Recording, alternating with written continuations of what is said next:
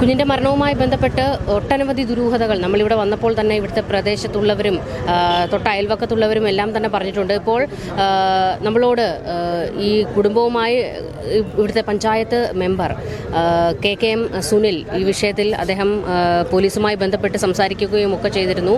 അദ്ദേഹത്തിൻ്റെ പ്രതികരണത്തിലേക്ക് കൂടി നമുക്ക് പോകാം.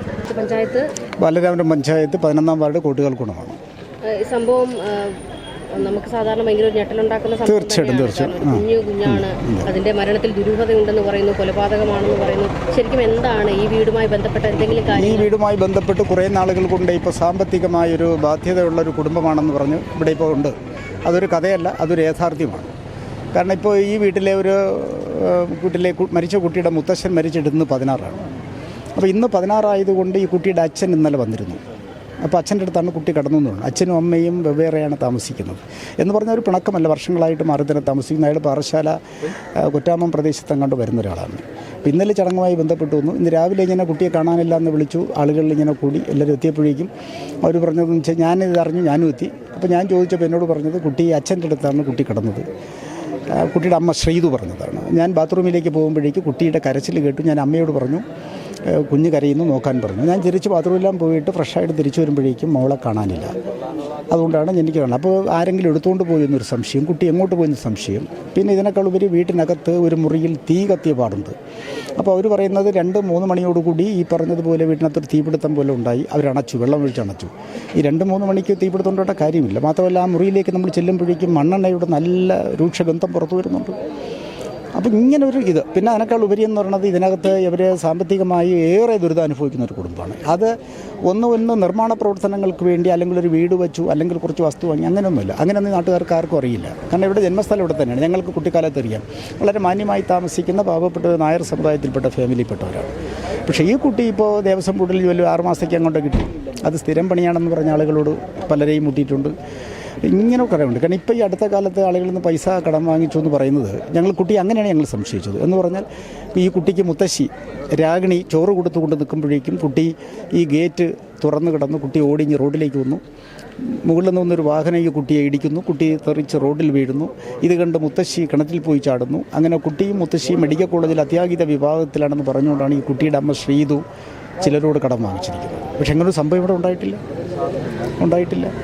ഇങ്ങനെ ഓരോ തരത്തിൽ നമ്മൾ എടുക്കുമ്പോഴേക്കും മൊത്തത്തിൽ ഇങ്ങനെ ഒരു ദുരൂഹത ഇതിനകത്തുണ്ട്. ഇത് കുട്ടിയെ പുറത്തു നിന്നൊരാൾ വന്ന് കൊണ്ടിട്ടതല്ല, ഇവർ തന്നെയാണ് കൊണ്ടിട്ടത്. പക്ഷേ കുട്ടിയുടെ ബോഡി എടുക്കും. അതായത് പോലീസ് രാവിലെ എത്തുമ്പോഴേക്കും DYSP അടക്കം ഇവിടെ എത്തി.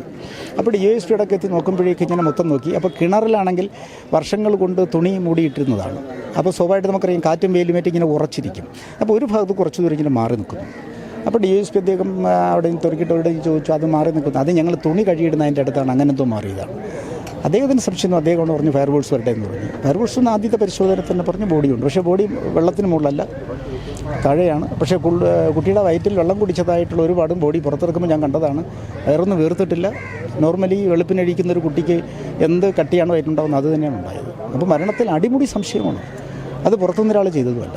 ഇവരുടെ ഇത്തരം ലൈഫുകളിലൂടെ നോക്കുമ്പോഴേക്കും നമുക്കൊരു ഇതുണ്ട്. ഇപ്പോൾ ഇന്നൊരു 3-4 ദിവസങ്ങൾക്ക് മുമ്പ് ബാലരാമപുരം പോലീസ് സ്റ്റേഷനിൽ പോയി അവർ പറഞ്ഞു 30 ലക്ഷം രൂപ ശ്രീതു പോയി പറഞ്ഞു 30 ലക്ഷം രൂപ കളവ് പോയി എന്ന് പറഞ്ഞു. പോലീസ് കാര്യങ്ങളെല്ലാം ചോദിച്ച് പിറ്റെന്നെങ്ങാണ്ട് വിളിച്ച് അവരുടെ തുറന്ന് പരാതി പിൻവലിക്കാൻ പറഞ്ഞു. കാരണം അങ്ങനെയൊന്നും കളവ് പോയിട്ടില്ല. അങ്ങനെ എല്ലാത്തിലും തൊട്ടതിനും തൊട്ടിയിട്ടും എല്ലാത്തിലും വെറും കള്ളമാണ്. അങ്ങനെ ഒരു ഇതുണ്ട്. അപ്പോൾ ഈ അച്ഛൻ്റെ മരണവുമായി ബന്ധപ്പെട്ട് ചടങ്ങിന് വന്നവർ ഇവരെ തമ്മിലൊന്ന് യോജിപ്പിക്കാൻ വേണ്ടി ശ്രമം നടത്തി. ബന്ധുക്കളാണ്, ഒരു ബന്ധുവാണ് എന്നോട് പറഞ്ഞത്. 58 ലക്ഷം രൂപയ്ക്ക് പുറത്തുള്ള ബാധ്യത പറഞ്ഞതുകൊണ്ട് ഇയാളെ ഇവിടെ ആക്കാൻ നോക്കില്ല. എങ്കിൽ ഈ ആളുകളെല്ലാം വന്ന് ഇയാളെ പിടിക്കും. അതുകൊണ്ട് അയാളെ പറഞ്ഞു വിട്ടു എന്നാണ് പറഞ്ഞത്. ഒരു വലിയ സംശയം തോന്നുന്നത് കുഞ്ഞ് ഇനിയിപ്പോൾ ചിലപ്പോൾ അവർ മൊഴിയിൽ പറഞ്ഞേക്കാം കുഞ്ഞ് നടന്നു പോയി വീണതാകും. പക്ഷേ അതിനൊരു സാധ്യതയുമല്ലല്ലോ. ആ പ്രൊവിഷൻ നോക്കിയാൽ നിങ്ങൾക്കറിയാം ഒരു 3 പടിക്കെട്ട് ഇറങ്ങി വേണം കുട്ടി പോകാനുള്ളത്. കുട്ടിക്ക് 2.5 വയസ്സിനകത്ത് പ്രായമേ ഉള്ളൂ. അങ്ങനെ നടന്നു പോകാനുള്ള ആംബിയറായ കുട്ടിയല്ല. കിണറിൻ്റെ കൈവരിയും സാധാ കെട്ടി പൊക്കിട്ടുള്ളതാണ്. അത് കൈവരിയൊന്നും ഇല്ലാത്ത കിണറല്ല. അതുകൊണ്ട് ആ കുട്ടിക്ക് അതൊന്നും എത്തിക്കയറാനൊന്നും പറ്റില്ല. അല്ലെങ്കിൽ ഒരു സ്റ്റൂളോ കസേര എടുത്തുകൊണ്ടും അതിനുള്ള പ്രായവും കുട്ടിയായിട്ടില്ല. കുട്ടിയെ ഉറപ്പാണ് കുട്ടിയെ എടുത്തുകൊണ്ടത് തൂക്കനേം കിട്ടതാണ്. കാരണം ഒരിടവും പോറല്ലോ ഒന്നും ഏറ്റിട്ടില്ല. അപ്പോൾ ശരിക്കും ഈ ശ്രീതുവുമായി ബന്ധപ്പെട്ടാണ് ദുരൂഹത എല്ലാം നിൽക്കുന്നത് ഞങ്ങൾക്ക് തോന്നുന്നത്. കാരണം ശ്രീതു ഇപ്പോൾ ഈ അടുത്ത കാലത്ത് സംഭവിച്ചെന്ന് പറയുന്നത് നല്ല തലമുടി നീണ്ട ഒരു പെൺകുട്ടിയാണ്. അപ്പോൾ ഈ അടുത്ത കാലത്ത് തലമുടി മുണ്ടനം ചെയ്തിരുന്നു. അപ്പോൾ ചോദിച്ചപ്പോഴേക്കും ആളോട് പറഞ്ഞത് അച്ഛനെ രോഗം മാറാൻ വേണ്ടി ഞാൻ മുണ്ടനം ചെയ്തു എന്നാണ്, തല മുട്ടയടിച്ചു എന്നാണ്. കുറേ ദിവസം കഴിഞ്ഞപ്പോഴേക്ക് പറയുന്നു അത് അവൾക്ക് അസുഖമാണ്, അവൾ കീമോ എടുത്തു തുടങ്ങി. അതുകൊണ്ടാണ് ഇത് തലാമുട്ടയടിച്ചു വീണത്. അപ്പോൾ ഇങ്ങനെ വെറും കള്ളത്തനങ്ങളെ പറയുന്നുള്ളൂ.